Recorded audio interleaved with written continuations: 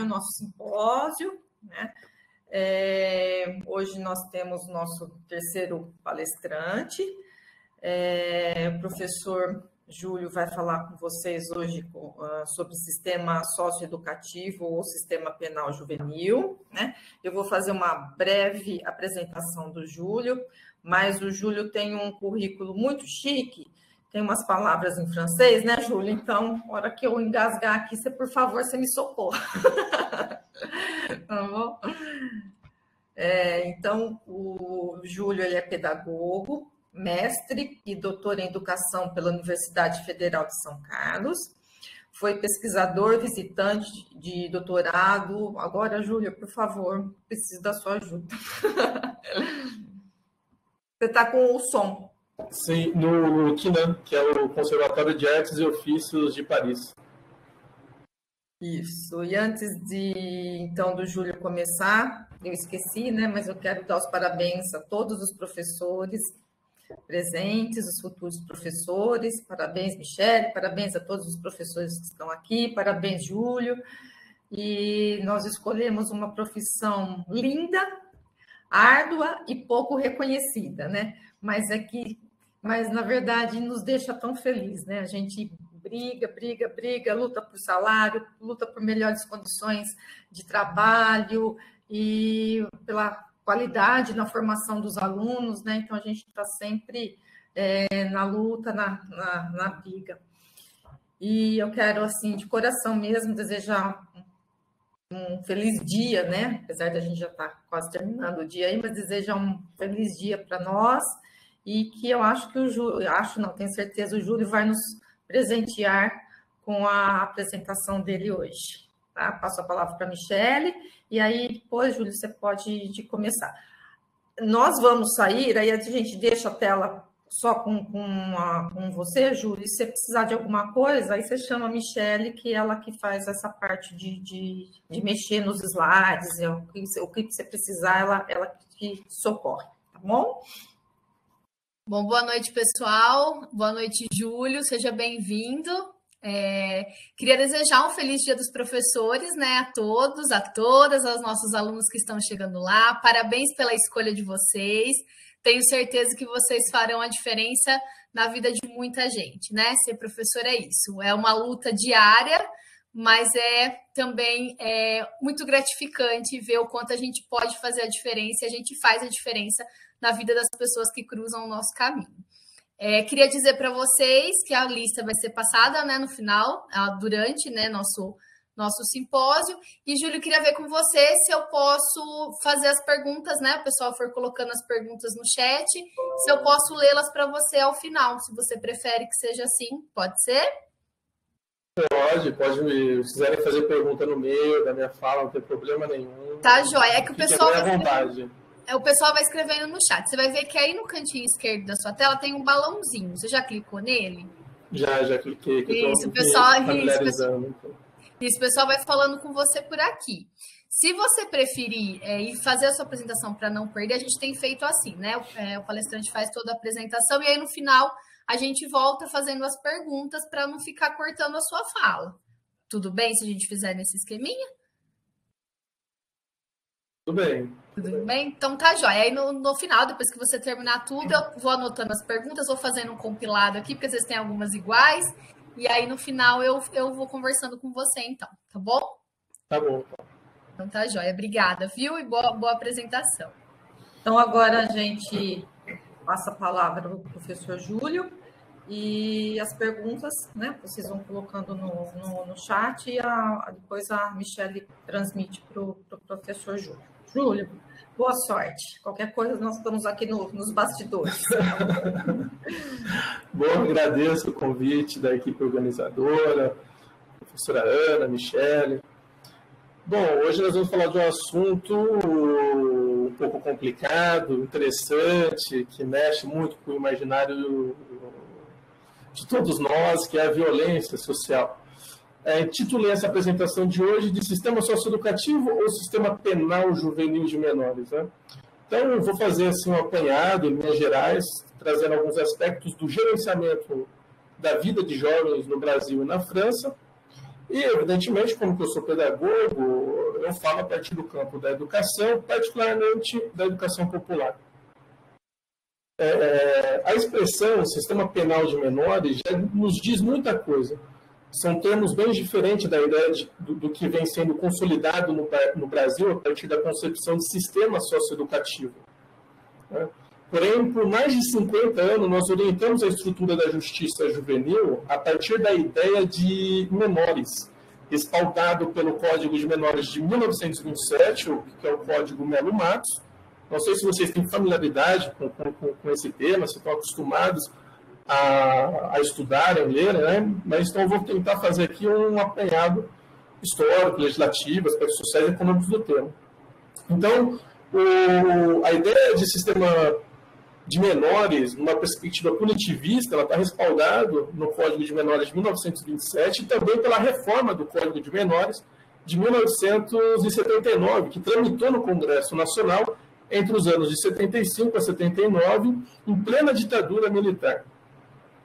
Vale aqui algumas advertências iniciais sobre esse assunto.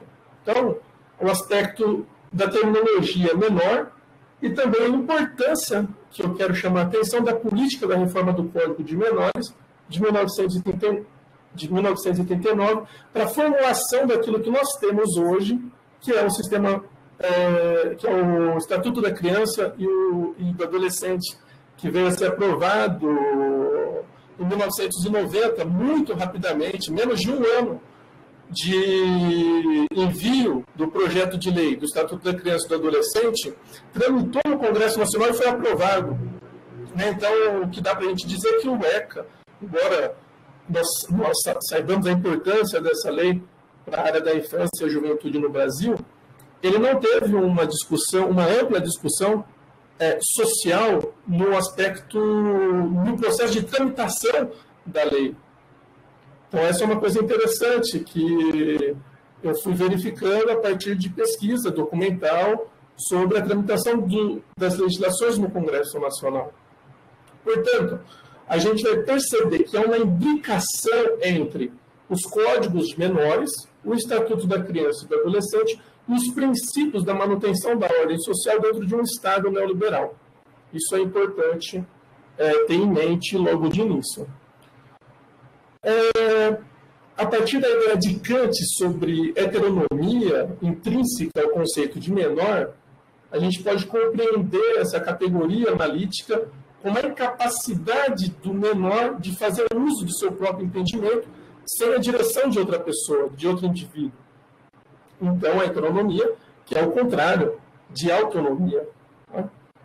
Então, o menor ele é visto a partir de uma situação de dependência, numa relação marcada pela necessidade do Estado controlar o desajustado, dentro de um rígido atendimento para a normalização dos hábitos dos jovens, em vista, evidentemente, dos padrões sociais, educativos, jurídicos, aceitos como normas e duramente impostos como modelo de ressocialização, que tem um cunho repressivo, reprodutivista muito forte. E essa educação repressiva ela é compreendida como a tentativa de submissão do comportamento transgressor aos modos de vida dominante, né? Fazendo uso, então, sobretudo da força da ordem pública para submissão e sujeição dessas pessoas, principalmente se ela está em conflito com a lei, nas mãos da justiça. E a principal força para controlar rebeldes e vadios, rebeldes e desse tipo de coisa que a gente escuta, o Estado utiliza da força da polícia militar. Gostaria, então, assim, de fazer aqui uma breve exposiçãozinha também do ponto de vista da tramitação do Código de Menores de 1979 para dizer como que ela está imbricado no Estatuto da Criança e do Adolescente e, em matéria de tratamento adolescente em conflito com a lei, todos os princípios da reforma do Código de Menores, que foi aprovado em 79, o ano internacionalmente reconhecido de defesa dos direitos da criança, foi incorporado no Estatuto da Criança e do Adolescente, principalmente no atendimento inicial, né? Prevendo ali, portanto, vários aspectos protetivos. Direito ao advogado, um espaço diferenciado, um estudo biopsicossocial da vida desse adolescente, tudo isso já estava previsto nessa reforma do Código de Menores. E os especialistas, juristas e vários políticos, principalmente filiados ao MDB, estiveram à frente tanto da reforma do Código de Menores como a do Estatuto da Criança e do Adolescente. Obviamente que o Estatuto da Criança e do Adolescente recebeu ampla força e apoio de movimentos sociais. Mas então eu volto para a reforma do Código de Menores, que foi um projeto de lei número 1573 de 1975, de autoria do senador Nelson Carneiro, que foi representante do Movimento Democrático Brasileiro em plena ditadura militar. E esse projeto de lei foi publicado no Diário do Congresso Nacional em 4 de dezembro de 1975, em vista de substituir e corrigir as falhas do Código de Menores Melo Matos de 1927. O referido PL ele tramitou apenas na Comissão de Constituição e Justiça, tendo como relator o deputado Claudino Salles, que deu parecer pela constitucionalidade, técnica legislativa e no mérito pela aprovação desse projeto em maio de 1978. Portanto, quase 4 anos já de discussões dessa reforma do Código de Menores, que foi muito intensa. E no curso desse tempo, dos trabalhos da CCJ, notadamente ouvindo especialistas em instituições do Poder Judiciário e os responsáveis pela Política Nacional do Bem-Estar Social do Menor na ocasião, empreenderam-se esforços e reflexões sobre a situação do menor irregular no Brasil.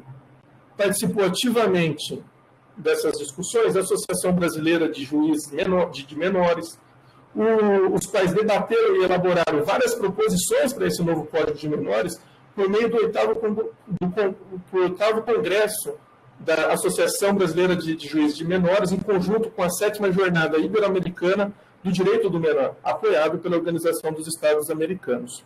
É importante a gente conhecer um pouco essa história também para saber de onde que vem o Estatuto da Criança e do Adolescente.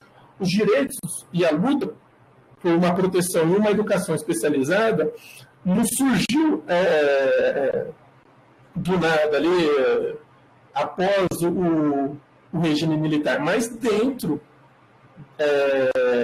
daquela convulsão social que tinha em torno da política nacional do bem-estar social do menor e que a FEBEM não dava conta de controlar os adolescentes. Então precisava-se de um atendimento mais especializado. Era impossível, era insuportável a violência social no Brasil e o gerenciamento da crise ela não se sustentava.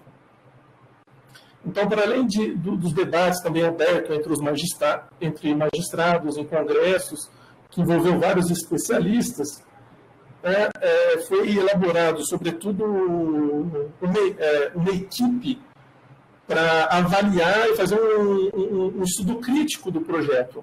Essa equipe tem nome, ela foi composta pelo Arthur de Oliveira Costa, aqui de São Paulo, o Alírio Cavalieri, do Rio de Janeiro, José Manuel Coelho, de Brasília, Liborne Siqueira, de Duque de Caxias, assessorado pelo Jader Dias, do Ministério da Justiça, e José Torres Pereira Júnior, que era responsável pela política da Fundação Nacional do Bem-Estar Social do Menor à época.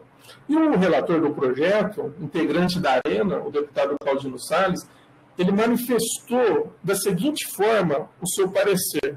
Ele vai dizer que, abre aspas, né, devo dizer a esta casa que no pouco espaço que me coube para discutir esse projeto, essa discussão é mera apresentação das grandes linhas que me informaram. Devo dizer que esse projeto foi elaborado pela melhor equipe que dispõe esse país no âmbito da Justiça de Menores, pois foi o substitutivo que apresentei na Comissão de Constituição e Justiça, foi feito à sombra dos subsídios fornecidos pela Associação dos Juízes de Menores do Brasil, pela Ordem dos Advogados do Brasil, pela Associação dos Advogados de São Paulo, com a participação da direção da Divisão de Elaboração Legislativa do Ministério da Justiça e dos representantes da FUNABEM, de todos os órgãos vivos aos quais cabe a responsabilidade política do menor no Brasil. Então, em síntese, esse projeto foi aprovado dentro da esfera de poder político e institucional que caminhava para o fim da ditadura militar no Brasil. Mesmo com dispositivos para vigilância, leia-se aí fiscalização do Poder Judiciário, do Ministério Público, ela estava inscrita na ideologia neoliberal de preservação dos bons costumes, da boa família, e vários aspectos, na verdade, muitos aspectos dessa lei tiveram dimensões relevantes para a construção do que a gente chama hoje de sistema socioeducativo, que, evidentemente, é melhor parametrizado com as discussões e elaborações do Sistema Nacional de Atendimento Socioeducativo, que é o SINASE, que entrou em vigor a partir de 2012, mas que é uma discussão bem anterior, que demorou aproximadamente 14 anos para se pensar o trabalho integrado dentro dessa perspectiva neoliberal, institucional, da justiça, das políticas setoriais, em matéria de política pública. Isso começou também por iniciativa dos magistrados em 1998. E ali já havia toda uma discussão sobre a perspectiva penal na execução do Estatuto da Criança e do Adolescente, que não tinha parâmetros para a realização dos trabalhos. Então, queriam fazer um sistema penal de execução de medidas socioeducativas. Essa ideia perdeu força e hoje a gente utiliza sempre a perspectiva socioeducativa dentro de uma estrutura que é penal. Se a gente entrar, porque perceba que a punição ela ocorre de uma forma que esconde o adolescente da sociedade, sobretudo quando enseja as medidas de privação de liberdade. Então, em síntese, a reforma do Código de Penais, ele preserva, na prática, o estigma da ideia de menoridade social, e do ponto de vista normativo, do fluxograma do trabalho entre as instituições, possibilitou ampliar o debate na direção da doutrina da proteção integral, dentro desse Estado reformador, neoliberal, que busca buscou se afirmar-se pela abertura democrática a partir de 1985, principalmente. Agora, eu sinalizaria que a gente, de fato, tem um grande eufemismo no Brasil, né, que vai conformar esse sistema socioeducativo. A ideia de sistema articulado entre instituições é proveniente dessa concepção burguesa de Estado, de conciliação, que oculta os fatores econômicos, culturais que produzem as desigualdades e os infratores, e as impossibilidades de trabalho. O sistema de justiça juvenil moderno, e aí é ocidental isso, não é só do Brasil, não é só da França, que depois eu vou trazer mais detidamente o caso da França, ele busca se materializar pela utilidade pragmática dos aparatos de justiça e de segurança pública, punitivo, disciplinador e violento, para legitimar a execução das sentenças aqui no Brasil ditas socioeducativas, ou, como alguns dizem, escondido, as sentenças penais para menores ou para adolescentes. Então, essas terminologias, menor, infrator, delinquente, causa um certo incômodo na gente. Mas, efetivamente, será que eles não estão sendo tratados, passado 30 anos do Estatuto da Criança e do Adolescente, como menor, como delinquente, dentro de um sistema penal? Então, a gente não pode... Eu acho que quando a gente vai fazer uma análise social, a gente tem que verificar como que efetivamente a sociedade está funcionando e como que esse adolescente é tratado. Porque a letra da lei, dos princípios, das teorias pedagógicas, sobretudo de cunho fenomenológico, humanista, por vezes pinta um cenário que não existe. Então é importante a gente problematizar esses aspectos. Tudo bem por aqui? Espero que vocês estejam aí acompanhando o raciocínio, né? Fiquem bem à vontade aí para abrir o microfone, me interromper, falar, concordar e discordar, tá bom? Eu vou tratar agora sobre o aspecto da violência, né? A partir de duas concepções antagônicas. Para Freud, a violência é inata e interiorizada na consciência como pulsão. Assim como os desejos sexuais, ou como diria Horkheimer, a vontade que nos move em direção ao sexo e que é constantemente reprimida pela moralidade cristã e pela boa educação no familiar. Porém, os instintos violentos, assim como a vontade de gozo, de sexo, que nos move a todo momento, eles tendem a ser reprimidos pela educação tradicional.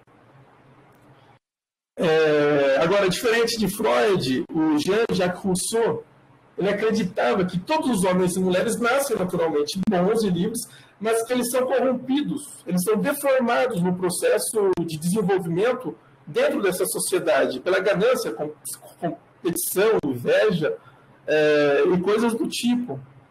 Agora, independentemente do entendimento da violência, percebe-se que existe na contemporaneidade uma violência insuportável, que é aquela vinculada às classes sociais populares. Pois essas classes sociais populares representam o perigo contra a propriedade privada, os meios de produção da burguesia.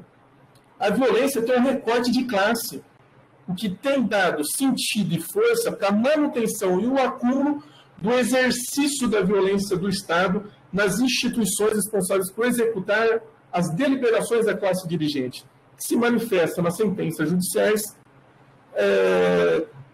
supostamente neutras. Então, se questiona a base de funcionamento dessa estrutura social e as desigualdades que produz o violento e o infrator. E quais são os interesses, né, em torno disso.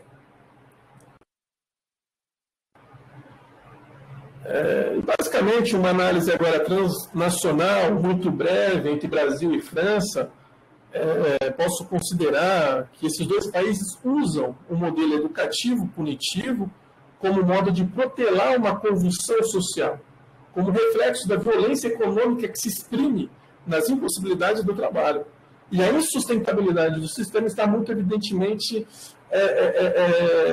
visivelmente presente na precarização da vida da classe pobre, sobretudo periférica, e que tem aí um recorte também de discriminação muito forte contra a população negra. Né? E dentro do sistema, a ideia do sistema socioeducativo e nos modelos penais para menores na Europa, como é o caso da França, se percebe também a reprodução desse agravamento protelado por reformas do Estado para gerenciar a crise das infrações e dos crimes. E esse gerenciamento se dá, sobretudo, por meio do afastamento do infrator da sociedade.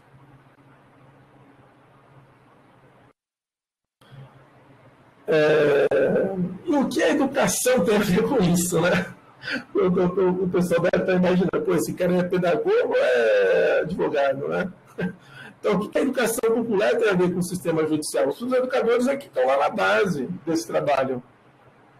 Está dentro de uma perspectiva de fala, de fazer o fluxograma, principalmente numa privação de liberdade, em que tem que cuidar de levantar de café, de atividades educativas, visitas, direitos, aspectos hospitalares, sociais, assistenciais, processuais e pedagógicos. Essas coisas, então, aí você percebe que é um campo de atuação extremamente interdisciplinar e rico, e que efetivamente a gente não tem tantas propostas pedagógicas para atuação. Então, a gente tem que fazer o quê?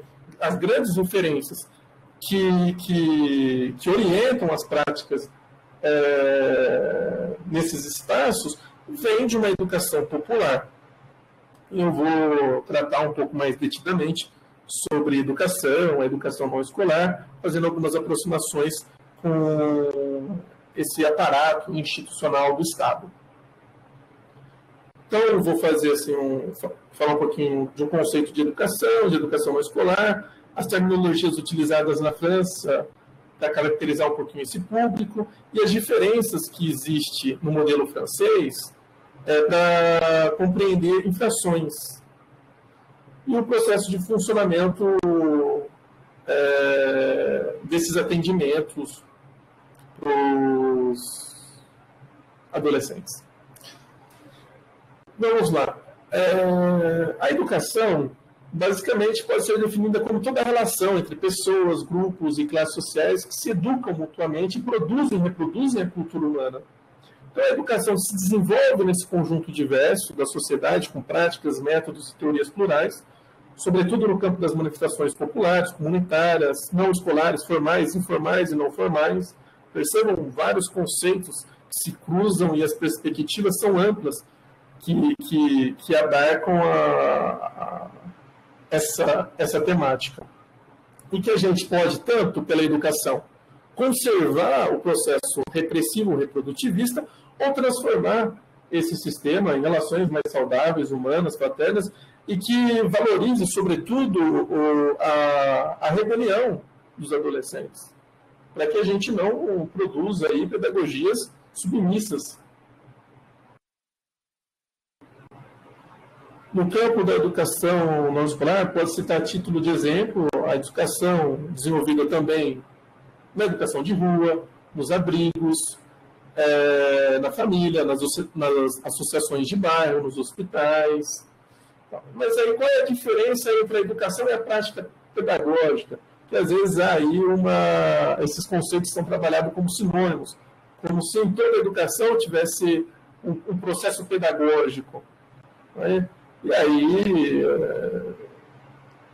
dentro da perspectiva que eu compreendo a educação e o processo pedagógico, elas são diferentes, mas estabelecem inter-relações. A educação ela pode ter um caráter espontâneo e sem intencionalidade, e a pedagogia jamais pode ter um caráter espontâneo e sem intencionalidade. A pedagogia exige sempre o objetivo, métodos e organização do trabalho educativo.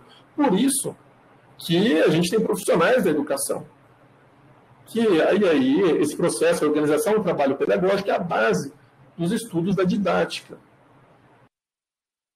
Só para ter uma ideia de duas concepções que estão no campo progressista, mas que são diferentes do ponto de vista da sua objetividade, dos seus conteúdos e dos seus métodos de educação, e que podem iluminar, por exemplo, as práticas de educação populares dentro de uma proteção judiciária da juventude,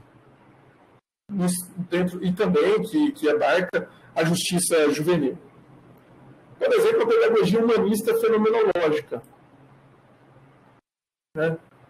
Essa pedagogia fenomenológica, certamente vocês já ouviram falar, e já alguns leem, são adeptos, né, a essa concepção. Ela é crítica à pedagogia tradicional, repressiva e neoliberal. Na fenomenologia, valoriza-se o ser humano e as relações, o diálogo no processo educativo, buscando desenvolver nos jovens a consciência do mundo, esperançar, o amor, o diálogo, coisas do tipo. No trabalho pedagógico, o professor é um grande colaborador da aprendizagem e o aluno é o protagonista principal. Por exemplo, quando o aluno não sabe, tem perguntas, é próprio do professor dessa corrente fazer um jogo de resposta, voltando a pergunta para o educando, buscando aguçar a curiosidade, para que o aluno possa, por si só, em contato com os outros, na curiosidade, e de encontro aos fenômenos. Né? Então, não se explica, você vai de encontro aos fenômenos sociais, culturais, que é a base do saber científico e são fragmentados em formas de disciplinas deslocadas da realidade social. Essa pedagogia ela busca desenvolver o aprender a partir da experiência, sem necessariamente recorrer de início para teorias e evitando o máximo possível os preconceitos. O importante nessa tendência não é assimilar, fixar e contemplar o conhecimento, mas desvelar, descrever e compreender o mundo social e natural, evitando as formas autoritárias, violentas, fragmentadas da pedagogia tradicional, repressiva e neoliberal. Um dos grandes expoentes dessa corrente é o Maurice Merleau-Ponty. A segunda corrente que eu gostaria de sinalizar aqui, só a título de exemplo, né, só para a gente colocar um pouco de conteúdo a mais do ponto de vista da educação, para pensar esse sistema de justiça juvenil, ou o aspecto socioeducativo, que a gente defende tanto aqui no Brasil. Nós temos a pedagogia, por exemplo, marxista, ou marxistas, né? que busca geralmente problematizar a realidade social, valoriza também o diálogo, só que diretivo e planejado, evidenciando os limites explicativos da compreensão da realidade social injusta e busca transmitir os valores e a cultura clássica como forma de superar o saber sincrético, em busca de uma consciência crítica da política econômica e do papel do conhecimento na conservação ou emancipação social. Então, a pedagogia marxista não está interessada em desvelar, descrever, compreender amigavelmente os fenômenos sociais, políticos e culturais, mas de transformar a realidade econômica e cultural opressora. Isso é, subverter o modo de vida produtor da exploração, da miséria e da divisão entre proprietários e não proprietários no meio de produção. Portanto, defende-se, dentro dessa perspectiva, uma escola unitária, pública e gratuita para todos. E, obviamente, de qualidade, né? Ninguém tem que pagar absolutamente nada dentro dessa perspectiva marxista.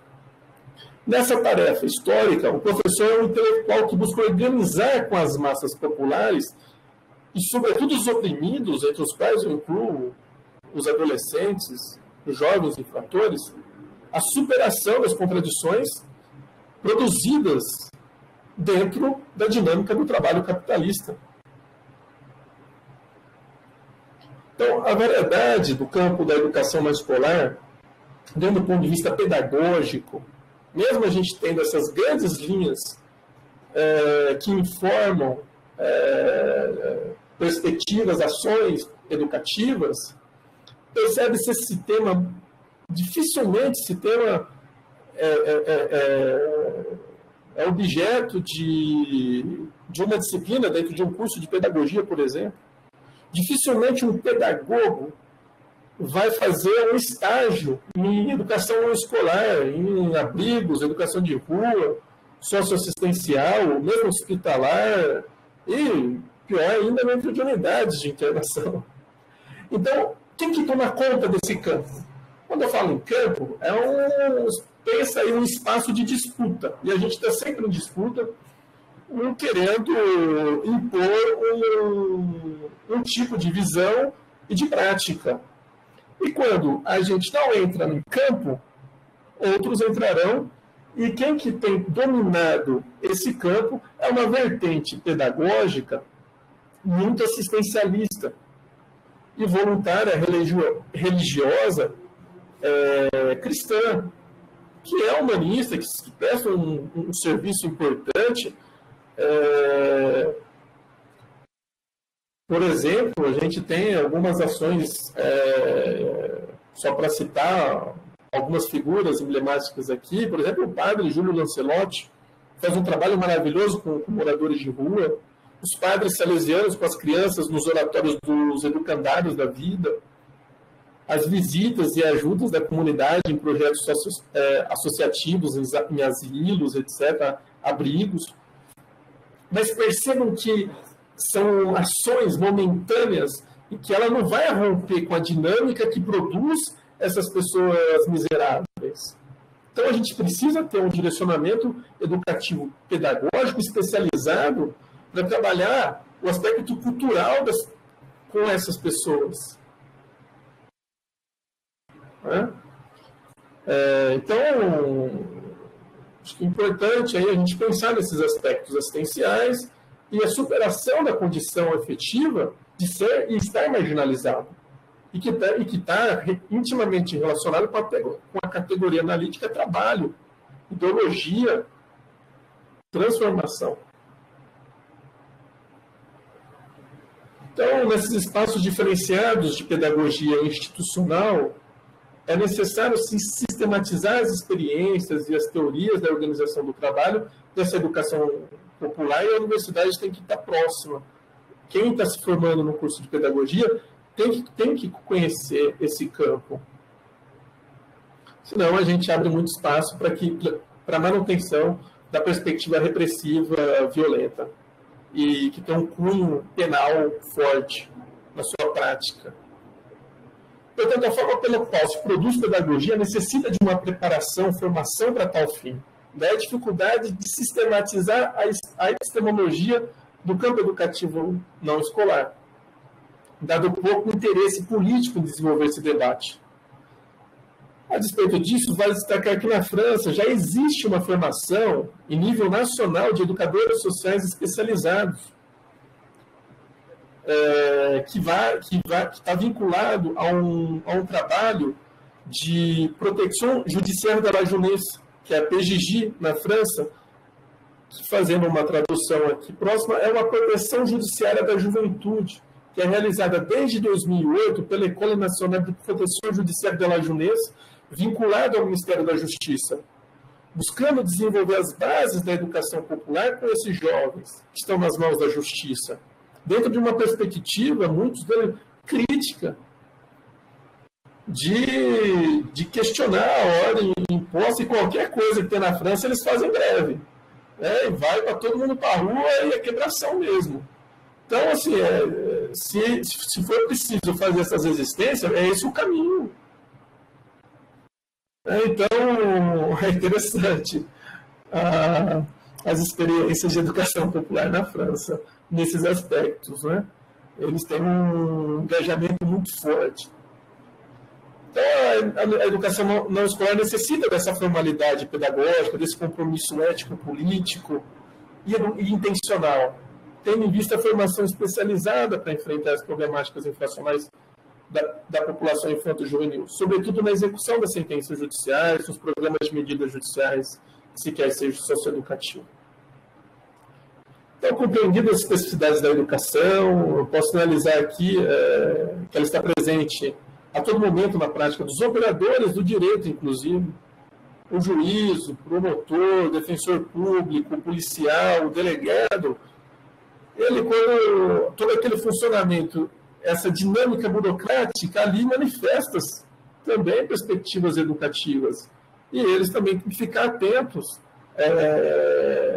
ao ensinamento que eles estão dando, né? Desde a estrutura, do acolhimento, todos esses aspectos mostram o tipo de educação que se quer para essas pessoas.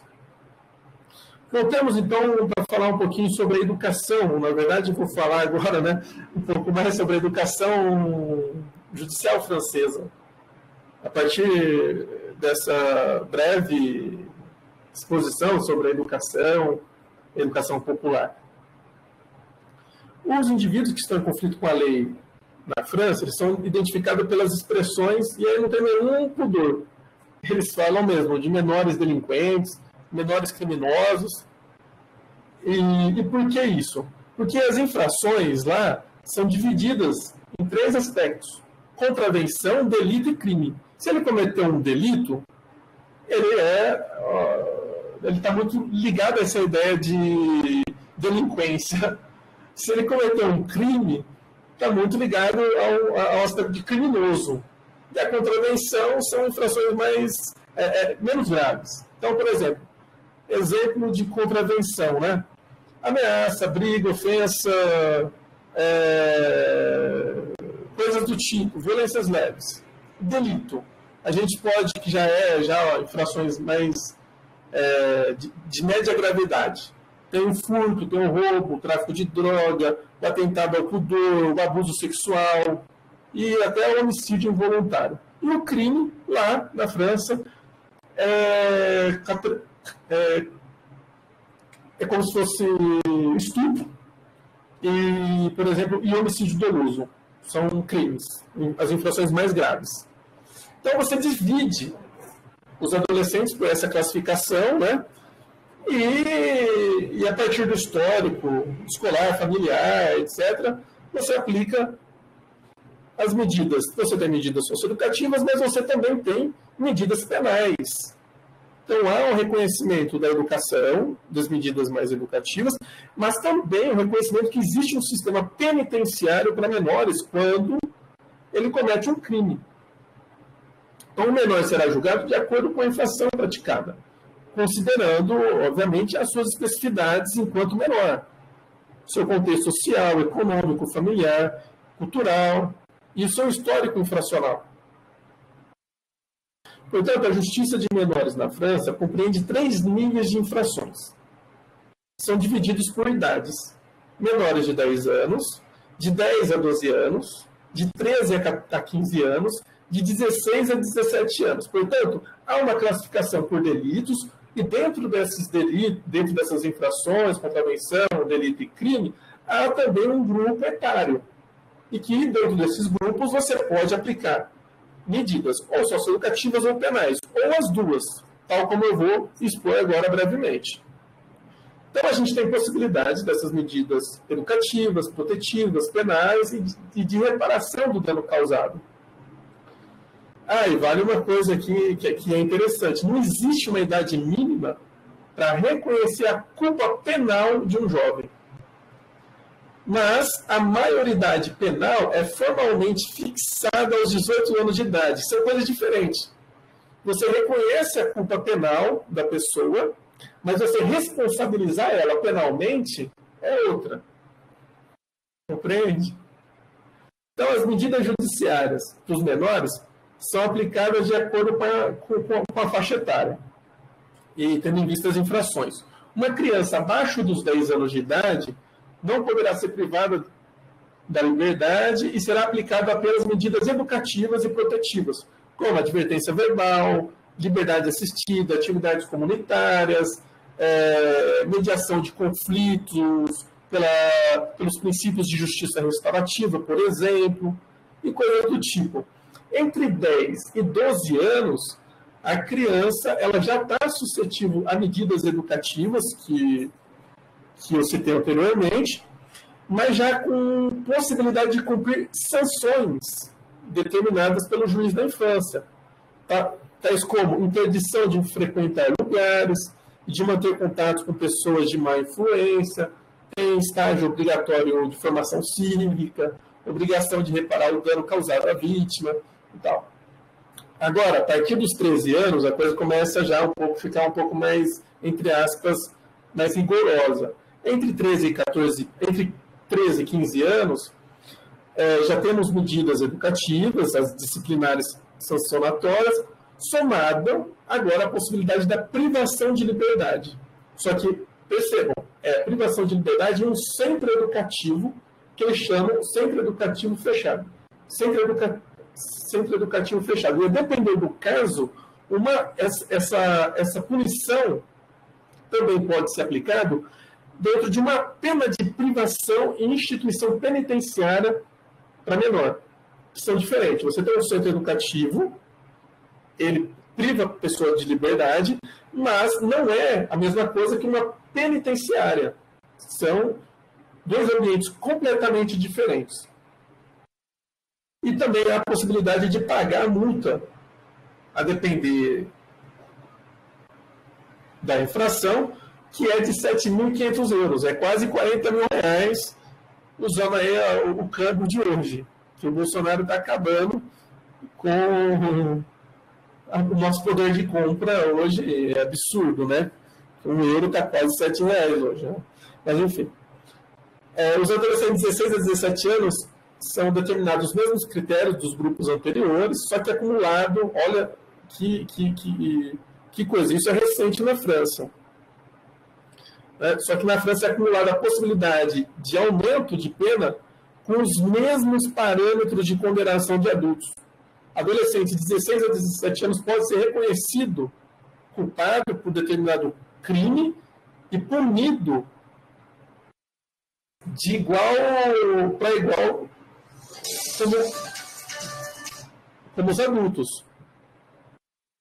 Desculpa. Então, essa é uma lei que é de 2016, lei número 1547, artigo 29, que flexibiliza,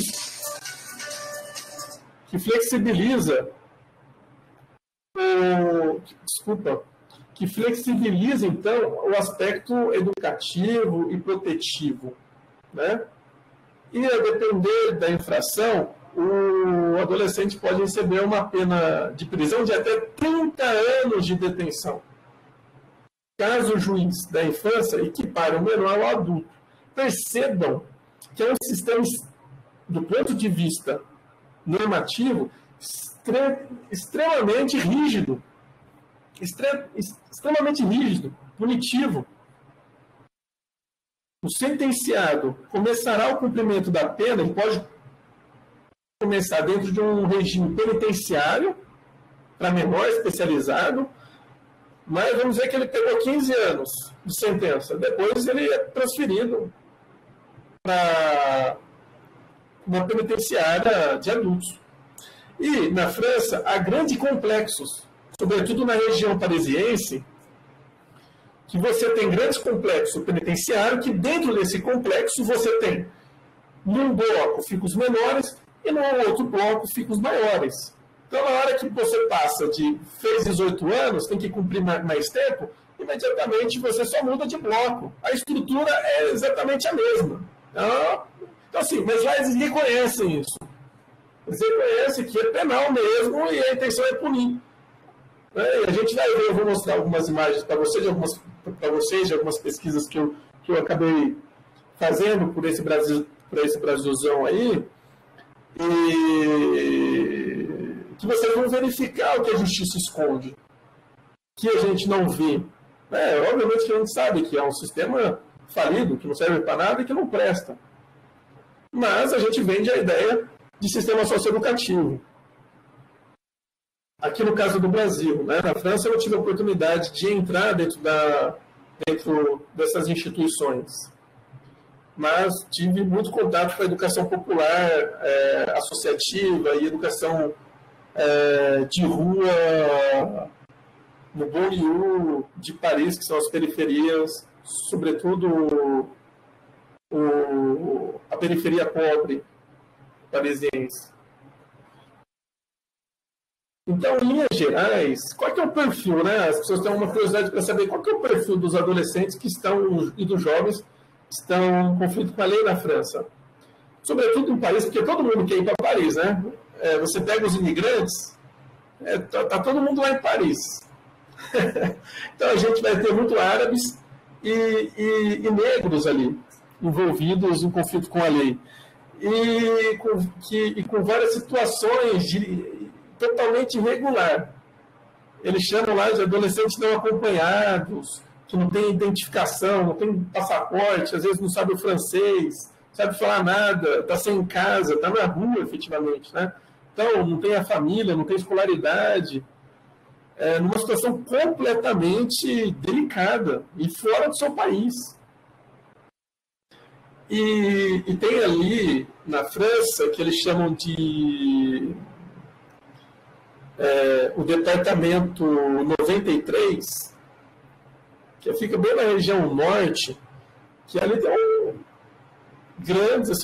uma concentração muito grande desse tipo de pessoas, desses imigrantes, sobretudo árabes, africanos,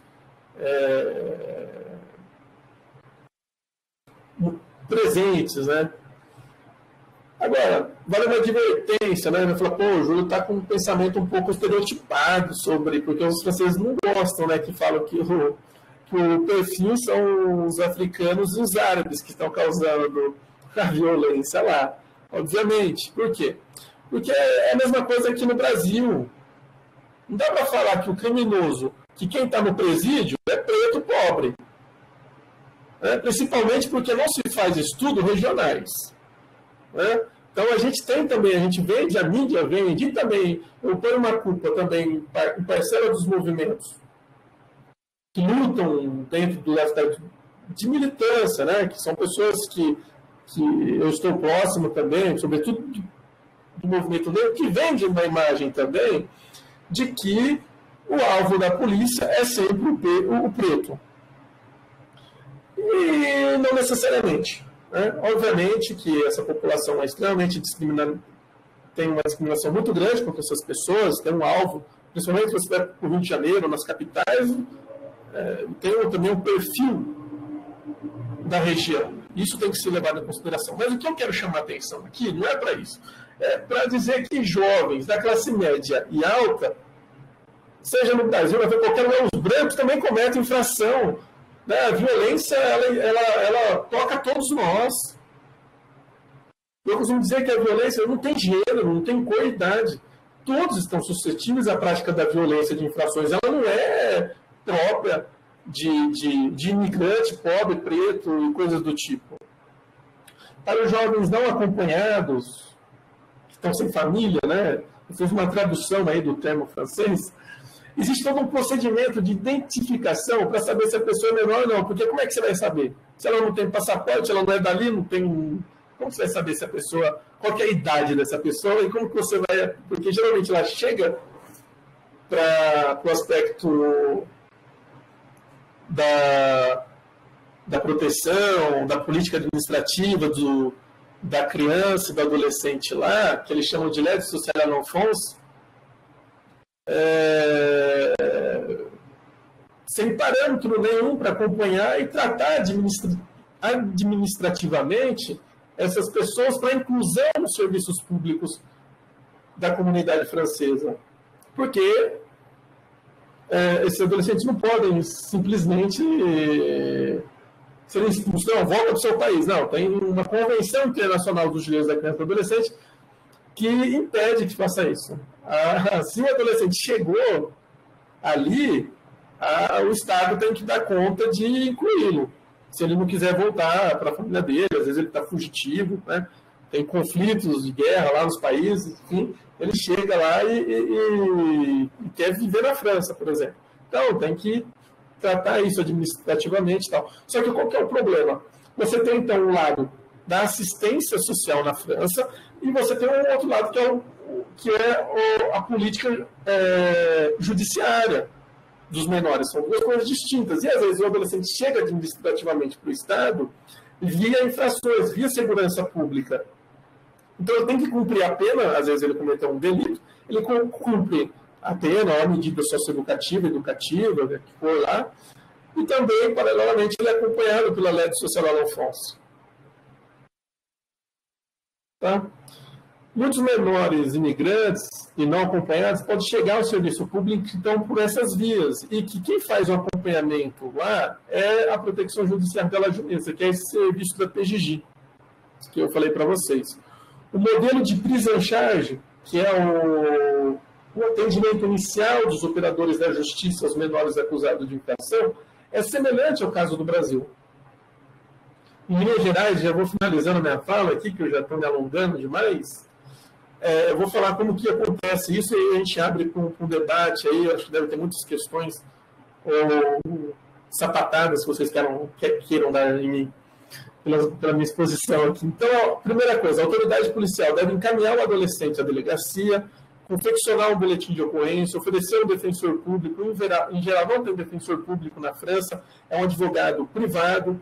Tem que assegurar a realização de um relatório psicossocial sobre o jovem por equipe especializada, lavrar os autos de apreensão, ouvir testemunhas, esse tipo de coisa que a gente conhece, requisitar exames para aferir a materialidade, a autoria da infração e verificar se o acusado sofreu ou não agressão policial. E aí, então, esse adolescente fica, nesse tempo inicial todo, dentro do que chama na estrutura francesa de comissariat, que é uma delegacia, e ali colocam-se todos, adultos, menores e tal. Tentam, obviamente, dentro da cela, entre as celas, dividir os menores, separando dos adultos. Mas, em geral, eles estão tudo ali no mesmo espaço. O adolescente ele poderá ser liberado com a presença dos responsáveis, caso o delegado verifique de imediata inocência, em comum acordo com a autoridade judiciária de plantão. E tudo é realizado, incrível, tudo é realizado por telefone, desde a apreensão até a liberação desse adolescente. E daí, aí, informaticamente, se registra lá o boletim de ocorrência, lá no sistema informatizado da Justiça. Agora, verificados os índices de culpa, a depender da gravidade da infração, o acusado ele se apresenta ao Ministério Público em até 24 horas, mas ele pode ficar custodiado no comissariado por 48 horas, até 48 horas, depois disso não. Então, apurados os fatos, o procurador da República, que é o principal responsável, a autoridade, poderá arquivar os atos da apreensão ou apresentar uma representação ao Poder Judiciário para dar início a um processo formal, sendo possível, então, as várias medidas dentro desse escopo. E é interessante observar que, diferentemente do Brasil, na França, existe a possibilidade de medidas provisórias no curso do processo judicial. No Brasil, só existe a medida provisória de internação de até 45 dias. Né? Na França é diferente. O juiz tem várias alternativas de aplicação de medidas provisórias. Tem a internação penitenciária, tem o centro educativo fechado, tem a liberdade assistida, tem o serviço comunitário, tem o trabalho profissionalizante, tem a educação cívica e etc. Tem uma série de possibilidades, o que eu acredito que é interessante, sim. Né? Eu tenho várias observações sobre isso, mas enfim. Mas é interessante essa possibilidade de medidas provisórias, sobretudo em liberdade. E tudo isso antes do jovem ser efetivamente julgado e condenado. Em geral, isso ocorre quando há indícios fortes de culpabilidade. Né? E a sentença provisória, aí é complicado. Né? A sentença provisória ela vai de 3 meses até 2 anos. Aí eu perguntando, fazendo entrevista lá, né, com os profissionais que estão na França, eu falei, mas imagina, o adolescente está cumprindo a medida provisória por 1 ano e meio. Aí lá depois o juiz da infância diz, não, olha, analisando aqui o processo, esse adolescente, ele é inocente. Então, percebam que ele ficou cumprindo uma sentença provisória por 1 ano e meio, uma coisa que ele não fez, né? Então, eu acho problemático esse aspecto, muito problemático. Mas é raro isso acontecer, né? Segundo os profissionais da Justiça Juvenil que eu entrevistei, que estão vinculados à proteção judicial de la jeunesse na França.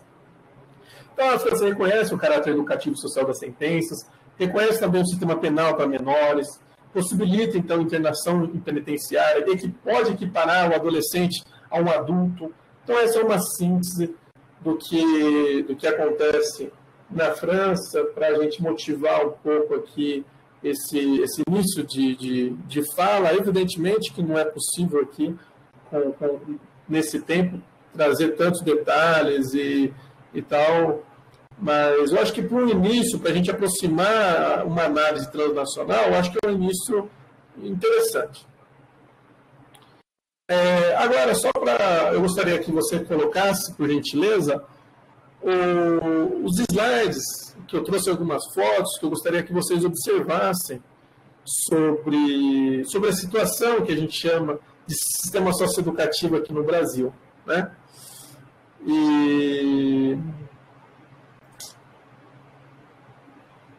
Então, aí, nós temos aí o nosso sistema socioeducativo. Então, a gente percebe que, sobretudo no meio fechado, é recorrente as rebeliões e esse tipo de tratamento de cela. Né? Então, ao invés de chamar de sistema socioeducativo, se for oferecer um serviço como esse aqui, por que não chama sistema penal juvenil? É uma provocação que eu estou dizendo. Obviamente que eu defendo a perspectiva da socioeducação. Mas a gente tem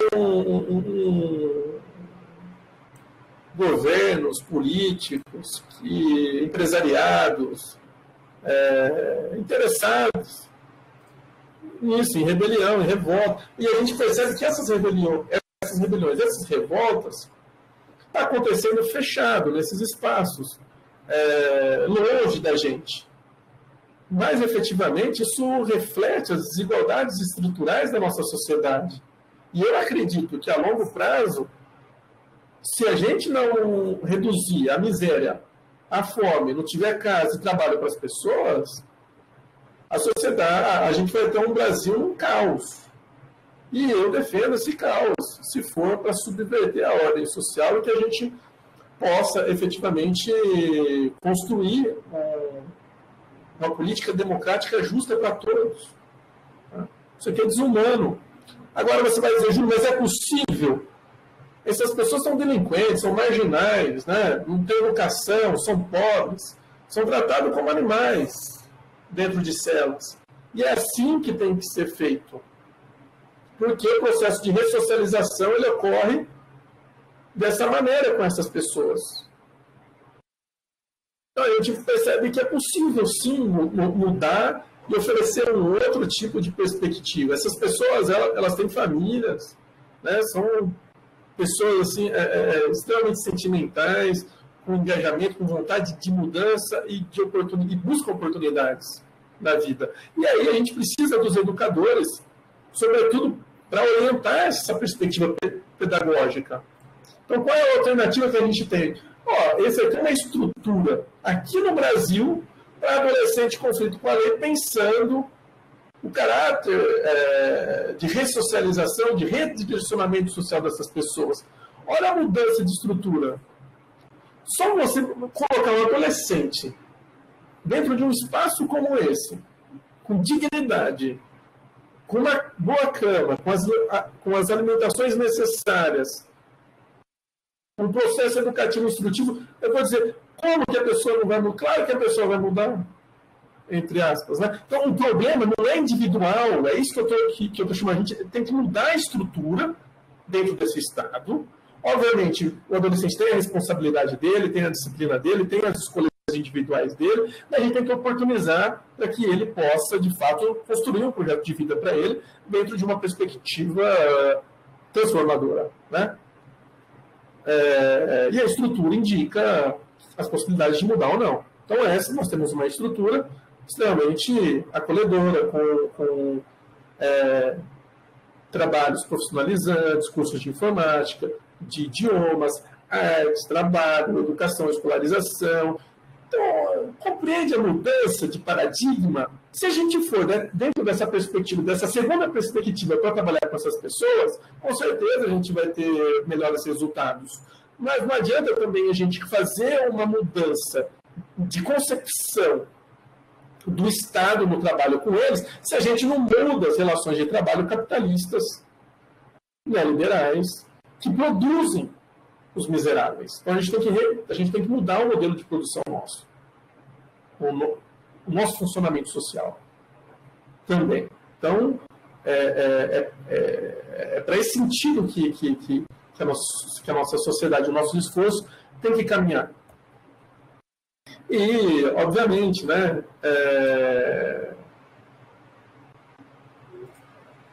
só para terminar, tem a ideia de que esses adolescentes são irrecuperáveis. Então, trazendo aqui uma expressão de Dom Bosco, ele vai dizer que em todo jovem, mesmo no mais rebelde, mesmo nessas estruturas precárias que nós temos e que nós vivemos, nós buscamos sobreviver, há sempre um ponto acessível ao bem. Então, nós temos e somos naturalmente violentos, mas nós temos também naturalmente o bem. E a gente tem que valorizar esse bem a partir das lutas sociais e educativas para que essas pessoas possam, de fato, ter uma vida melhor, não só para elas, mas para todos nós em sociedade. Agradeço o convite, espero aí que vocês não tenham dormido e estou à disposição. Tenho certeza absoluta que ninguém dormiu, não.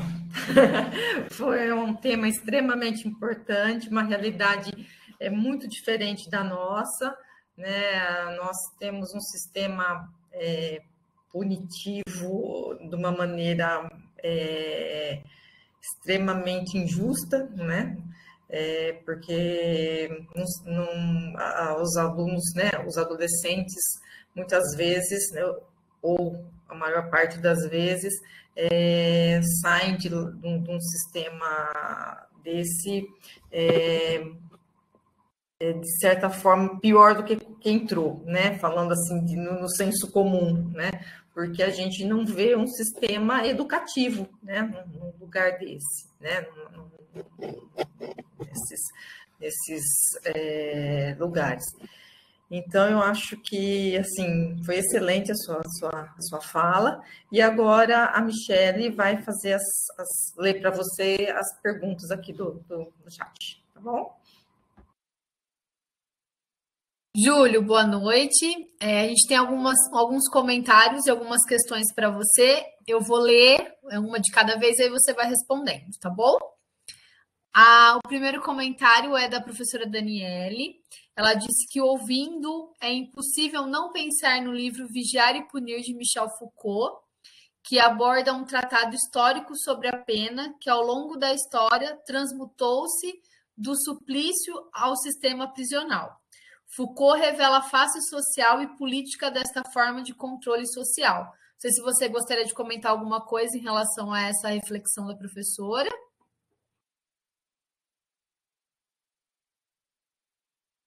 Eu tô de acordo com ela. O Foucault é uma das principais referências nessa matéria e ele nos ajuda muito a compreender o exercício do poder nesses espaços institucionais.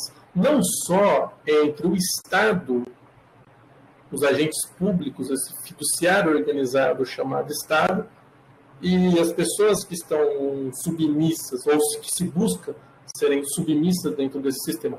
Mas entre as pessoas que estão dentro dessas instituições, há uma relação de poder também entre elas, né? E que reproduz as relações sociais de violência e que exprime, sobretudo, a violência econômica. Para utilizar algumas expressões de Horkheimer e algumas referências que eu também utilizei aqui para fazer essa exposição, para vocês terem uma ideia de quem são alguns autores. Eu utilizei Althusser, Bourdieu, Karl Marx, Gramsci, esses autores, esses pensadores, filósofos, políticos. Muito bem fundamentado, eu diria. O Wagner fez um comentário. A necessidade dos agentes sociais e órgãos que não estão ligados diretamente ao governo ainda se fazem fundamental e de grande empenho para uma geração de lucros e forças para que essa realidade um dia possamos alcançar em breve com forças unidas. Acredito que foi em meio de alguma fala sua, ele fez essa reflexão. E a gente tem a pergunta da Janiele. Você acredita que esses jovens se encontram nessa situação pela falta de acesso à educação escolar? Janiele, né? Vasconcelos, valeu pela pergunta. Sem dúvida, a educação escolar ela tem a sua responsabilidade também. Os adolescentes passam pela educação escolar, não ficam nessa instituição, e isso cria-se maior vulnerabilidade. Então, a escola sim, tem a sua responsabilidade, do meu ponto de vista, para a produção dos marginais da nossa sociedade, sobretudo quando ela afasta e produz o estigma do violento, o indisciplinado, e aí é recorrente as práticas que a gente conhece, como transferências e as expulsões, que aí você alivia, aquele aluno foi embora, ainda bem, né? Então, existe essa prática muito recorrente na equipe de coordenação e direção das unidades escolares. Então, mas obviamente que a escola não é a principal causa. A principal causa é as vidas precárias e as relações de trabalho que produzem os marginais sem referências. É interessante que a gente tem, dentro desse modelo social nosso, uma perspectiva muito forte do patriarcado, né? Mas que, efetivamente, na vida dessas populações periféricas, populares, em conflito com a lei, a mãe é a principal, a mãe, a avó, a figura feminina é a que é responsável pelos cuidados do lar e de sustentar essa família. E que, às vezes, às vezes o pai faleceu, o pai foi preso, ou por outras questões, o adolescente, eu falo adolescente porque 98% das infrações adolescentes que estão nas mãos da justiça são do sexo masculino. Então, o gênero é esse, predominantemente. Olha as inversões, né, que a gente tem. E, às vezes, o adolescente ele pega a responsabilidade logo de cedo para ajudar o sustento na casa a partir das práticas infracionais. Então, a condição de vida retrata muito os vínculos com as práticas criminais ou infracionais e o fortalecimento do crime organizado. E o tráfico de drogas hoje é uma das principais questões que eu chamaria atenção. Essa luta, a guerra às drogas, ela é, do meu ponto de vista, muito estúpida. Porque todo mundo sempre usou drogas e drogas vai estar na nossa sociedade. Então a questão não é a gente pegar e ficar fazendo projetos individuais de conscientização de não uso das drogas. Ou a gente fazer toda uma política de criminalização às drogas e ficar encarcerando os jovens, entre aspas, os aviãozinhos e colocando eles dentro de um sistema extremamente repressivo, penal de adulto. Então, colocar a mão na consciência, ter a mínima responsabilidade social de regulamentar as drogas no Brasil e fazer uma conscientização de saúde pública, né, para quem tem, de fato, dependência e coisas do tipo. Eu cito aqui, por exemplo, a Holanda. Né? Você vai lá não tem prisão. E você fui viajar, fiquei em Amsterdã uns tempos. Qualquer lugar que você vai, você pode comprar, por exemplo, a maconha, que aqui não pode usar maconha, não sei o quê, qualquer coisa, maconha, tem gente sendo levado para a delegacia. Não, lá você compra, usa, fuma de maneira, uma substância extremamente de qualidade, tendo em vista o tráfico, a qualidade que ele oferece no fumo de substância psicoativa para a juventude. Né? Então, assim, tem que ter, eu acho que é uma mudança também de concepção e desse moralismo que toma conta dessa nossa sociedade, que está muito vinculada a esse Estado burguês.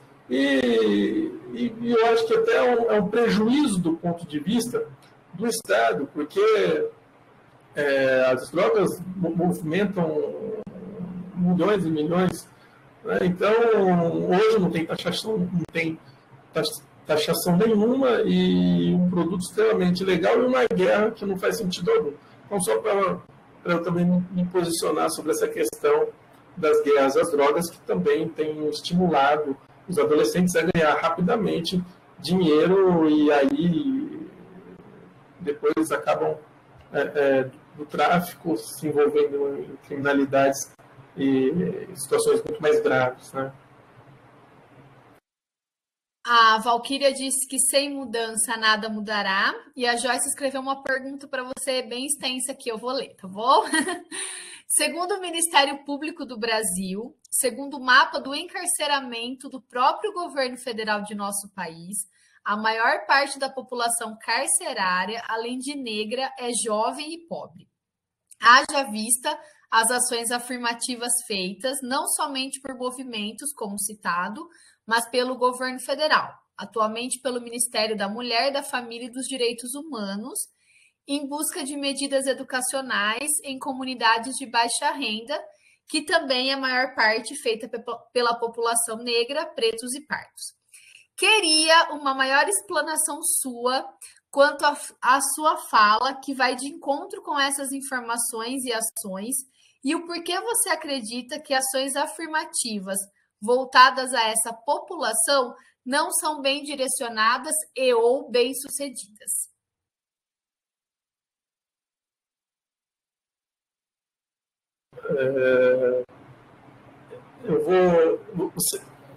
Eles não têm aí microfone, né, para falar não, né? Tem sim, eles podem ligar. Joyce. Né? Então, eu gostaria que a Joyce, por exemplo, vamos pegar casos regionais. Né? Vamos pegar um caso, por exemplo, eu acho que possivelmente grande parte das pessoas são aqui de São Carlos, estejam nos acompanhando. Eu vou dizer uma coisa para vocês. Quem vocês acham hoje, se eu perguntar para você, quem está cometendo delito e está sendo apreendido na cidade de São Carlos? Só para pegar aqui essa região. O que vocês me falariam? O perfil racial, étnico das pessoas. Pessoal, se vocês quiserem abrir o áudio, pode abrir, viu? Até melhor, porque aí fica uma troca mais dinâmica. A Joyce acho que ligou o microfone. Joyce?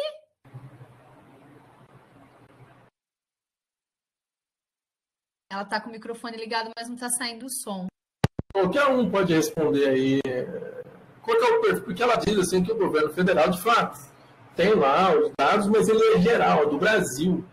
Oi, agora está conseguindo me ouvir? Alô? Oi? Estamos ouvindo, Joyce, pode falar. O que você gostaria que eu dissesse, Júlio? Pode Então, falar.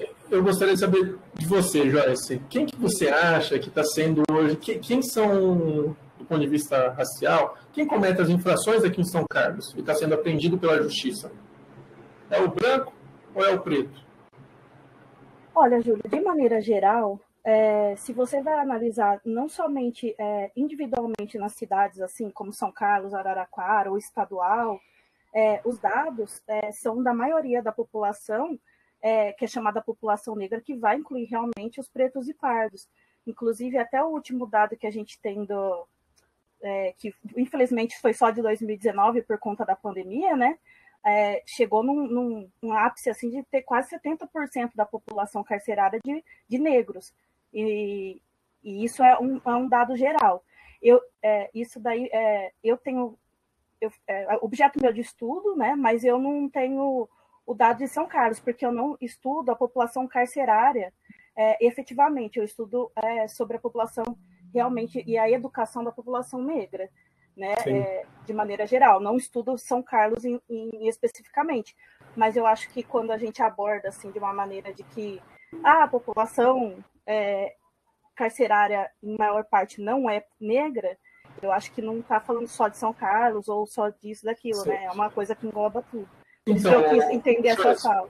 É interessante a gente problematizar. A gente tem vários estudiosos, pesquisadores do movimento negro no Instituto de Estudos Avançados da USP. E lá a gente tem discutido essas questões. Porque a gente tem a gente faz um retrato do Brasil e generaliza, e aí a gente não tem assim uma visão mais detida do equilíbrio ou desequilíbrio racial regional. Então a gente tem que entender que o Brasil é extremamente diverso e que, a depender dos locais, o perfil será outro. Não, Júlio, é claro, porque, por exemplo, no sul, nossa, a maior população não é de pessoas negras. Exatamente. Mas aí não pode dizer que a população, baseado numa cidade isolada lá no sul, a gente falar que a população carcerária brasileira não seja negra. Não, né? É uma cidade lá do sul, mas o Brasil, de uma maneira em geral, 70% da população carcerária é negra. A grande questão é o quê? Se a gente for pegar, por exemplo, eu não estou querendo generalizar, estou querendo a gente, por exemplo, fazer um discurso da diversidade, do desequilíbrio racial ou maior equilíbrio racial na segurança pública. Aqui em São Carlos, quase 80% dos adolescentes apreendidos e o incumprimento de todas as medidas socioeducativas, por exemplo, são brancos. Em comparação, colocando pretos e pardos, incluindo nessa categoria negro. E aí também é outra questão mas aí não é para dizer ou tirar o poder da militância do movimento negro, isso não. É para a gente parar de naturalizar e dizer que a violência ela está vinculada à cor da pele das pessoas. Né? Obviamente, e aí a gente vai ver que em São Paulo, segundo os estudos de alguns pesquisadores ali, recentemente saiu uma publicação interessante, talvez te interesse, Joyce, sobre esse assunto, que mostra, por exemplo, que tem um desequilíbrio racial aqui em São Paulo enorme. Enorme. Sobretudo porque, dependendo das regiões onde você vai, essas regiões, São Carlos e essa região toda aqui, são regiões mais elitizadas, brancas. Nós temos, segundo o IBGE, 11 mil pretos. Uma população que tem o quê? 320 mil habitantes. Então, a gente tem que entender esse perfil regional, e não tem muitas pesquisas nessa perspectiva. Então, é essa extensão. Agora, uma outra questão, só para aí eu te abro a palavra, que aí é curioso, né? Porque quando eu apresento os dados que os brancos estão institucionalizados, a pessoa, obviamente, fala, não tem racismo, discriminação. Não é isso que eu estou dizendo. Na verdade, o racismo e a discriminação ela é muito maior nessas regiões do sul e sudeste, se você for para o norte e o nordeste. Né? E mesmo a situação de ser preto, e aí hipoteticamente, então tem que ser feita a pesquisa do ponto de vista qualitativo para saber como essas pessoas estão vivendo e se sentindo enquanto um indivíduo preto, ou pardo, ou negro, dentro da justiça juvenil. Mas, sem dúvida, o preconceito ele é muito forte, sobretudo dentro dessa perspectiva branca, elitizada, de classe média alta que nós temos por aqui. Não, então, a questão assim, maior com relação à sua fala que eu tive, bom, eu não sobreponho de maneira nenhuma a questão de regionalizar isso. Para mim, quando a gente vai em busca de ação afirmativa, de projetos que a gente direciona para uma população determinada, eu acredito que não dá para ser uma coisa regional se for uma situação que for feita pelo município. Mas, de maneira geral, quando a gente sobrepõe dados e a gente vai em busca de ações afirmativas, eu acredito que pelo que a gente tem, não é sobre movimentos, né, como você disse, sim pelo governo até, pelo Estado brasileiro, não é questão de fazer ou não, até como eu vi aqui, a gente até estimula falas que saem um pouco do contexto, porque, por exemplo, essa questão, ações afirmativas direcionadas a essa população. Então, nós temos os dados que a maior população carcerária no país é preta, pobre e mora em comunidades. A gente tem que ir em busca de medidas e ações afirmativas, através de ONGs, da própria educação regular, etc., para que isso seja modificado. E não eu digo apenas com relação à população preta, mas sim pela população jovem, porque é uma tristeza a gente ver os presídios cheios de jovens sem medidas para que isso seja modificado, mas aí eu acho que se a gente falar que isso sobrepõe, sobretudo, o regionalismo, já é uma coisa que fere a busca por ações direcionadas a essa população. É igual a gente vê a fala aqui do Guilherme, né? Colocando ele já na conversa, dizendo que a justiça é só para preto, pelo jeito. Se a justiça é só para preto, é porque ou tem preto demais preso, ou tem branco demais solto. Como que é isso? Mas, assim, a minha maior questão em relação a isso não seria nem a quantidade da população carcerária. Eu acho que a gente está aqui no meio de educadores e a fala assim, que eu gostaria mais, assim, que foi até objeto da minha questão, é contra a falta de efetividade das ações afirmativas voltada para essa população jovem, preta e pobre. Por que você acredita que elas não são bem-sucedidas? Independente da região, se a gente está falando do extremo sul do país, do sudeste ou do extremo norte. Em geral, dentro do nosso país, as ações afirmativas, o que te leva a pensar que elas não são bem direcionadas ou bem-sucedidas para a população preta, pobre e jovem? Ora, eu, particularmente no estudo das ações afirmativas, mas tenho um posicionamento bem claro sobre elas, né? Acredito que elas têm favorecido uma maior equidade, sobretudo no acesso da população negra no ensino superior, população de escola pública, pobre, para que, de fato, você diminua as discrepâncias sociais. Mas ainda, obviamente, elas não são suficientes, porque o grande problema que nós temos é de cuidar da violência econômica, da falta de trabalho e da estrutura que produz marginalizados, brancos, pretos, amarelos, de todas as cores. Então, tem uma questão aí de fundo, que do meu ponto de vista é extremamente fundamental, e que é a situação de classe. E, obviamente, que aí a gente tem que superar, do ponto de vista racial, o racismo, o preconceito que está arraigado, não importa se é no sul do país ou lá no norte, entende? Então é uma questão aí de luta que em várias frentes, mas eu acredito também que aí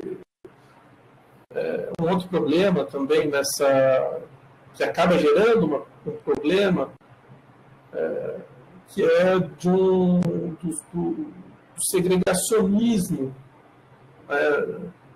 Às vezes tem um lugar de fala de identidade que as pessoas às vezes pegam para si e inviabiliza o diálogo com o outro, com o diferente. Então a gente tem que buscar o diálogo, a conscientização juntos, e a transformação juntos, sobretudo da violência econômica, institucional, do Estado, todos esses preconceitos, estigmas, de maneira unitária e não segregada em grupos, do meu ponto de vista.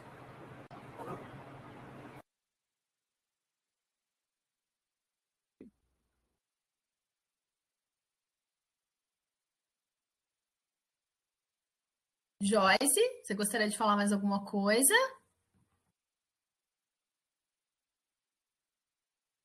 O César também. Oi!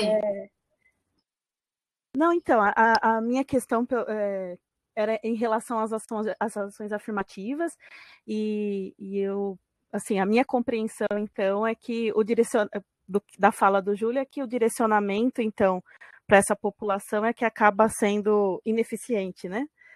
Que deveria ser mais abrangente. Mas eu acho que também é uma formação, sobretudo sobre o nosso lugar de vivência, né?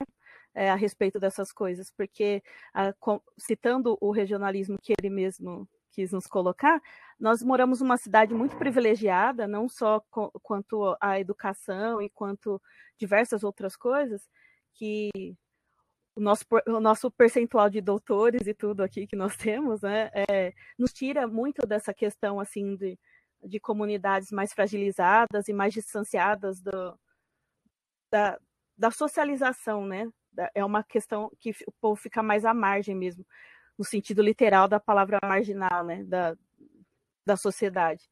Então, eu acho que o que interessa bastante para a gente é isso, é buscar ações afirmativas e educacionais e, principalmente, ter uma visão ampla de para quê e para quem a gente quer direcionar essas ações. Mas é isso.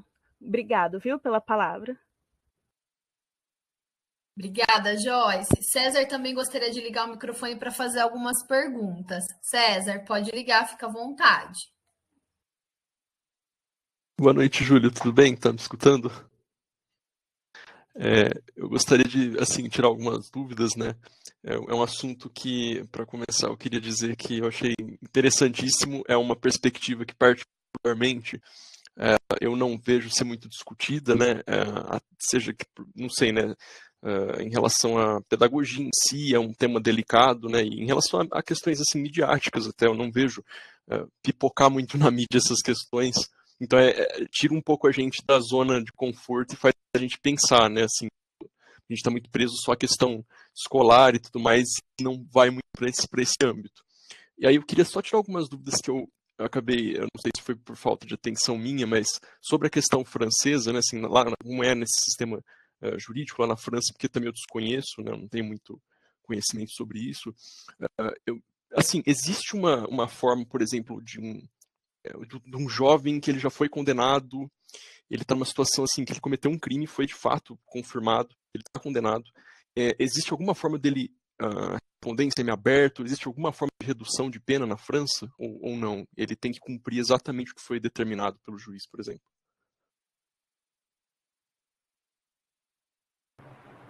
Obrigado, César, pela pergunta. Sim, existe a remissão de pena pela educação, pelo trabalho, pelo comportamento. Existem relatórios pelas equipes que são enviados ao Poder Judiciário, que faz a avaliação constante sobre a adesão do sentenciado. E aí você pode reduzir a pena dele. Mas vale dizer que a internação, assim como que aqui no Brasil, ela é aplicada, está previsto em casos excepcionais. Então, se valoriza-se as medidas educativas e, em último caso, o envio para um sistema penitenciário.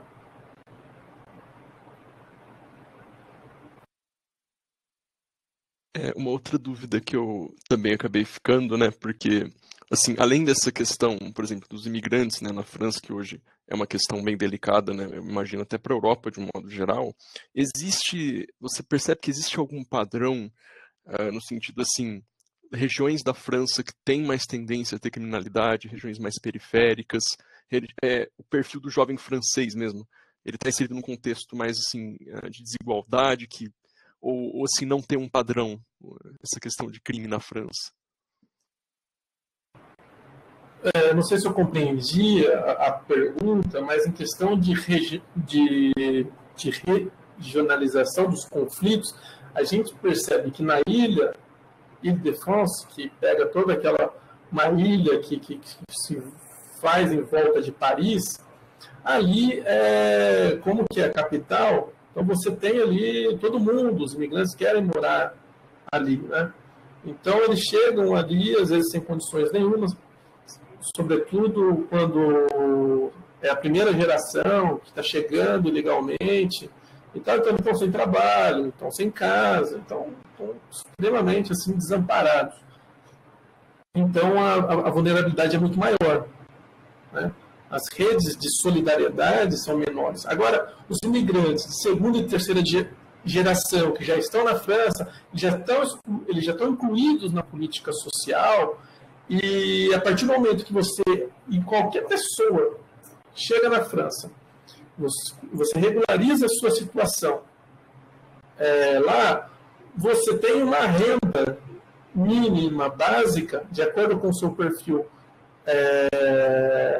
social, econômico, que o Estado garante para você todo mês aquele salário até que você consiga um emprego.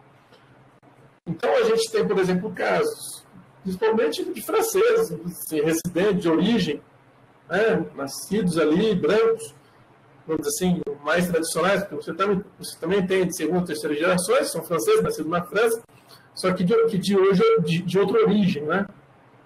Então, ali você tem pessoas todas, imagina um branco ou francês de origem francesa que está sem trabalho. Ele também está incluído na política social e ele vai receber um salário mínimo ali, que dá em torno de quase 6 mil reais, fazendo uma conversão, para que ele possa pagar o seu aluguel, as suas coisas básicas ali para viver. E os imigrantes, as populações, a partir do momento que elas se regularizam na sociedade francesa, ela tem um apoio do Estado até que ela possa ir arrumar um trabalho e efetivamente sair um pouco dessa heteronomia que caracteriza os imigrantes. Obviamente que a situação dos adolescentes é muito mais complicada, porque às vezes eles estão sozinhos, sem família, sem casa, sem nada, então eles vão ver aonde?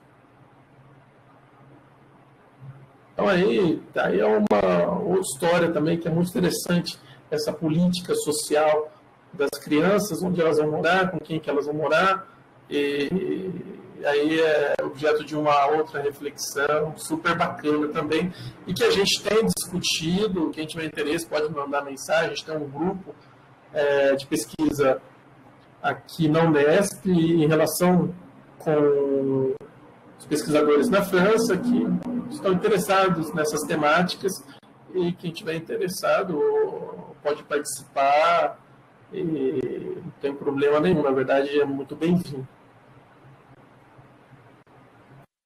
Só mais uma última pergunta, agora transferindo para a nossa realidade, né, para o Brasil, porque é uma questão que eu sempre me faço, na verdade, até por ser um pouco leigo nesse assunto, né? Eu percebo que talvez, será que a gente não caiu num ciclo vicioso? Porque, de um lado, você tem uma perspectiva social de que a educação ela seria preventiva, então, você está inserido na escola, o jovem estuda, logo ele não vai para a cadeia. Por outro lado, você tem a perspectiva de que a educação é redentora, então, você recupera o jovem que, não, então a gente faz assim, a gente espera ele ir para o crime e depois recupera. E parece que, em alguns momentos, socialmente falando, né, do senso comum, isso dá até algum conflito, e eu sempre vejo briga de rede social em relação a isso. Então, não, porque pessoas que defendem ressocialização e reintegrar esse jovem, outros já são, mas isso é porque ele não teve educação, precisa de educação mais rígida. E eu fico pensando assim, para onde a gente vai caminhar para tudo isso? Né? Se, na verdade, a gente vai acabar caindo, né, nesse sucateamento todo, nessa questão de, então o Estado vai se acomodar, vai usar, por exemplo, o terceiro setor e outras medidas que são paliativas, né, livres associações, mas que não vão, de fato, no meu ponto de vista, resolver o problema, né, solucionar, porque, como você mesmo disse, lá na França, e isso também era uma coisa que eu queria saber, que eu tinha curiosidade, como que é os programas sociais, né? De certa forma, você tem programas sociais, né? E como vai ficar os nossos, né? Então é muito conflitante essas questões, assim, eu sinto, né? Sim, eu acho que a fala do César, eu vou deixar ela como a fala dele como reflexão, e para que a gente possa pensar, que de fato é uma problemática relevante, para que a gente possa analisar continuamente essas questões escolares, de proteção, de Estado, de violência, aspectos sociais, né, várias categorias que convergem aí, que a gente tem que estudar, analisar e também colocar em prática, né? Isso aí. César, você tem mais alguma questão? Não, era só essas. Obrigado, Júlio. Obrigada, César. A gente tem mais uma pergunta aqui da professora Ana Cláudia. Ela disse que você comentou sobre os meninos e ela gostaria de saber se seu trabalho envolve as meninas também.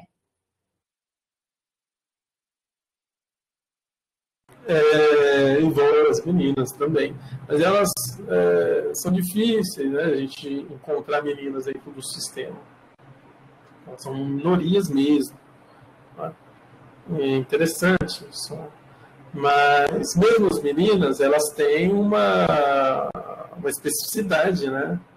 de atendimento diferenciado, que merece uma atenção especializada pelas demandas do ser mulher, e que ela vai construindo, e principalmente quando é adolescente, que está no processo de desenvolvimento, e com todas as questões biológicas do corpo, e consigo mesmo, com as relações sociais, e lidar com o sistema de justiça, e com essa estigmatização que tem ao entrar nesse sistema todo.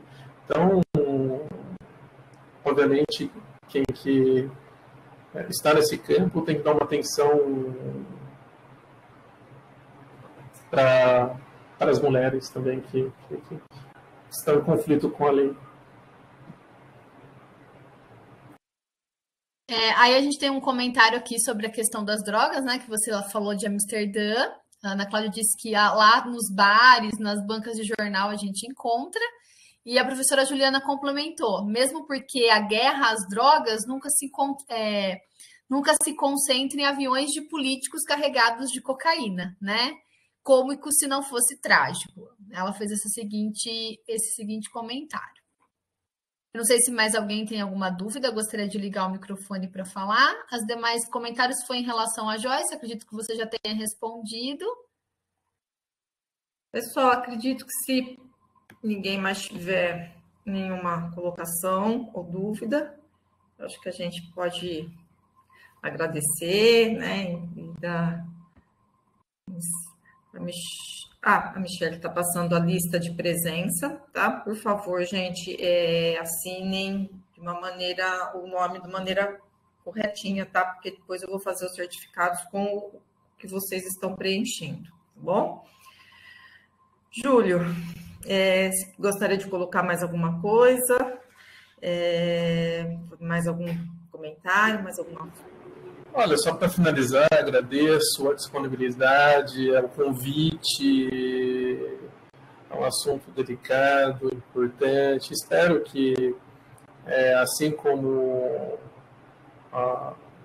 essa universidade privada teve interesse no tema, que as outras universidades também possam levar esses temas também para os seus alunos, e que também os formandos, pedagogos, os profissionais do Unicep também possam se interessar, discutir cada vez mais esses temas e levarem esses assuntos adiante, né? E a gente está à disposição para o que vocês precisarem. Obrigado, Ana Cláudia, equipe organizadora. Foi um prazer estar aqui com vocês hoje. Obrigada, Júlio. Esse ano a gente optou por fazer por temas, né, que saíram um pouco do nosso costume, né, Michelle? Os outros professores que estão aqui também podem contribuir com a fala. E foram 3 experiências muito boas, né? A gente teve na quarta-feira a Úrsula falando sobre a pedagogia hospitalar, ontem o policial Kleber falando sobre o ProERD, né? E hoje a gente fechou com essa sua palestra, que foi muito interessante, mostrando uma realidade bem diferente da nossa, né? E fazendo esse comparativo entre as realidades dos países, né? Então, acho que nós temos...